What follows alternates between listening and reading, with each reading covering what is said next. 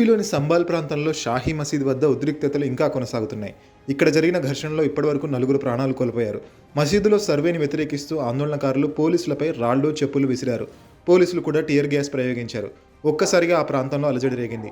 అప్రమత్తమైన పోలీసులు అక్కడ భద్రతను కట్టుదిట్టం చేశారు. ముందస్తు జాగ్రత్తగా స్కూల్స్, కాలేజీలు మూసేశారు. ఇంటర్నెట్ సేవల్ని నిలిపివేశారు. అంతకుముందు మసీదు ఉన్న ప్రాంతంలో ఆలయం ఉండేదని, దాన్ని కూలగొట్టి మసీదు కట్టించారని కోర్టులో పిటిషన్ దాఖలైంది. దీనిపై విచారణ చేపట్టిన న్యాయస్థానం సర్వేకి అనుమతినిచ్చింది. మసీదు లోపల ఆలయ ఆనవాళ్లు ఉన్నాయా అన్న కోణంలో ఈ సర్వే నిర్వహిస్తున్నారు.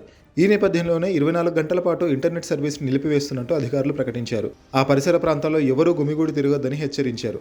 అంతేకాదు, చేతిలో రాళ్లు, బాటిల్స్ పట్టుకుని తిరిగినా చర్యలు తీసుకుంటామని వార్నింగ్ ఇచ్చారు.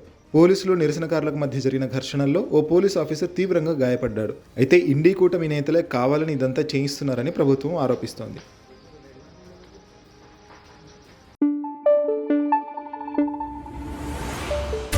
Thank you.